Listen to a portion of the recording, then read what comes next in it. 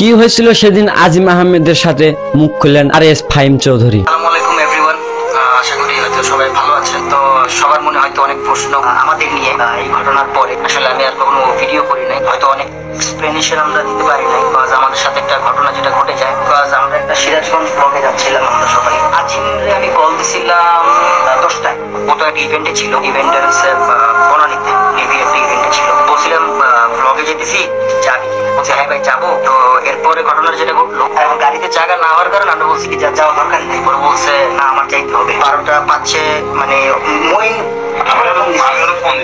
তুই পরে ফোন দিছিলি যে ও মন খারাপ করছে, ওরা নিতেছি না কেন? কথা আমি মানা করে দিছি, একবার বলে মানা করে দিছিলাম। মানা করে যদি মানা করে থাকতো তাইলেই সব ঠিক ছিল।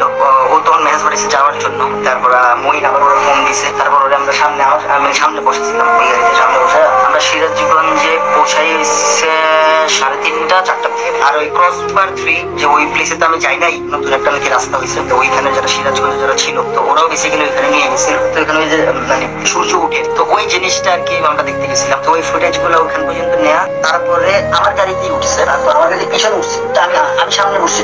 তারপর আমার গাড়ির আবার পিছনের গ্লাস অর্ধেক খুলে, এতটুকু গ্লাস থাকে, ওর আবার হাত বাইরে এখান দিয়ে। তো ওর বলতেছে ভাই আমি সামনেরটাতে যাই, সামনেরটাতে যাই আমি উপরে দিয়ে ভিডিও নিতে। উইন্ড মিল যে বড় বড় পাখা আছে, টারবাইন গুলো আলো হয়ে গেছে, তো ওই টারবাইন গুলোর ফুটেজ নেওয়ার জন্য ওইখানে উঠছিল। ফুটেজ কিন্তু ওইটা নেওয়ার কথা, মানে যে টারবাইনের ফুটেজ, মানে ওখান থেকে বের এসে ফাঁকা রাস্তাটা কিছু নাই। তারপর আমরা ওইখান থেকে বামে বেরে সদরে ঢুকলাম, মানে সদরে ঢুকছি। আবার যার শোয়ার তো রেস্টুরেন্ট ওখানে হবে, ওইটা হচ্ছে আবার ওই মানে পুল থেকে একটু আগে হাতের বাম পাশে। শোয়ার তো আবার স্লো করছে গাড়ি, স্লো করে দেখছি কি ভাই এই যে এটা হচ্ছে রেস্টুরেন্ট। পরে আমি এভাবে দেখলাম। আর মানে যে ব্রিজটাতে আমরা মানে উঠলাম, ওই ব্রিজটার আসলে কোনো বোর্ড টোড ছিল না, যেখানে একটা বড় মানে পিলার আছে। আর ওইখান দিয়ে গাড়ি মানে ব্রিজটা একটু উঁচা উঠা মানে বাম করে শোয়ার তো যে গাড়ি, ওই গাড়ি থেকে এটার গ্যাপ, ব্রিজের গ্যাপ হয়েছে এতটুকু ছিল।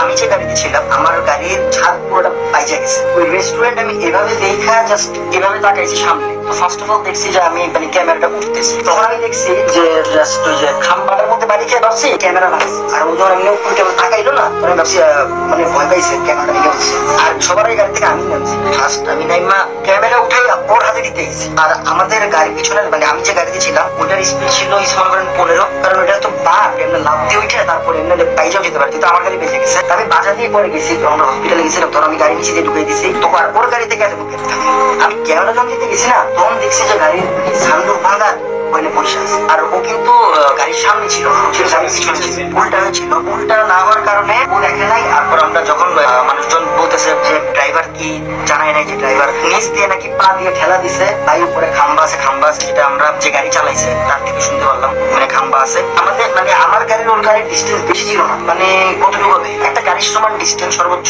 আমার গাড়ি তো আপনি চালাতেছে এটা 15, কারণ এই গাড়ি এখান থেকে উঠা আবার একটু উপর উঠে, উপর উঠার পরে তো বাইরে যাওয়ার কথা জিনিসটা। ঘটনা যেটা ঘটছে সোয়ার্তন গাড়ির ভিতরে গেছে, সোয়ার্তন গাড়ি অর্ধেক ঢুকছে, অর্ধেক ঢোকার কারণে হঠাৎ করে উঠছে, তো যেটা সানরুফের মানে একবার ইঞ্চি বরাবর এই জায়গায় 3 সেকেন্ডের ঘটনা। 3 সেকেন্ডের ওঠার পরে দেখলাম যে যখন পড়ছে, তখন আমি দেখলাম যে ব্লিডিং হইতেছে। তো তারপরে তাড়াতাড়ি সোয়ারতে বলতো তাড়াতাড়ি জেনে নিয়ারেস্ট হাসপাতাল আছে, সেই হাসপাতাল তাড়াতাড়ি নিয়ে ওই হাসপাতালে নিল। আর আমার গাড়ির পাশ দিয়ে পিছনে ছাদ, কারণ আমার পিছনে একটা গাড়ি আছে, আবার সোয়ার তো সামনে আবার আরেকটা গাড়ি। ছাদ মেরে টান দিয়ে আমরা তাদের হাসপাতালে গেলাম। হাসপাতালে চাপতাম, সাথে সাথে ইসিজি করলো। ইসিজি করার পরে আমার কিছু বলতেছে না, যখন আমি বললাম যে ভাই এটা কাহিনীটা কি বলেন, ইমার্জেন্সি নাইলে আমরা এয়ার অ্যাম্বুলেন্স নেই, কারণ আমরা বুঝি নাই যে 15-20 খাম্বার সাথে যে এই একটা অবস্থা হয়ে যাবে। লাগছিল পিঠে লাগছে না, তখন মাথাটা লাগছে। তো সানরুফের গ্লাস কিন্তু অনেক হার্ড গ্লাস, তো 2টা সানরুফের গ্লাসই ভাঙছে। ভাইয়া তো কতক্ষণ উপরে তাকাইছে, একটু তাকাইছে না, গেজা হয়েছে, ক্যামেরা বেড়ে গেছে। যখন গাড়িতে বেড়ে গেছে তখন ওই নাকে দিয়ে ব্লাড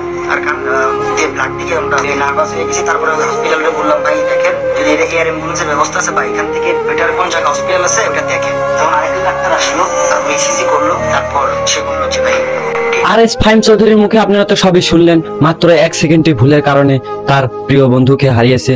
সে তার প্রিয় বন্ধুই ছিল না, এক ধরনের সে নিজের ভাইয়ের মতো তাকে ভালোবাসতেন। মাত্র 1 সেকেন্ডের ভুলের কারণে তাকে হারিয়ে ফেলছে। সোশ্যাল মিডিয়ায় ভিডিও আপলোড করলে কাহিনী বড় কাহিনী করে ফেলছে। আজকাল সোশ্যাল মিডিয়ায় এসবই চলতেছে, বুঝতে চায় না তারা আসলে সত্য কাহিনীটা কি। আপনারা তো সবই আরএস ফাহিম চৌধুরীর মুখে শুনতে পারলেন। সো জ্ঞান সবার, বিবেক আপনার। ভালো লাগলে ভিডিওতে একটা লাইক করবেন, নতুন হয়ে থাকলে চ্যানেলটি সাবস্ক্রাইব করবেন।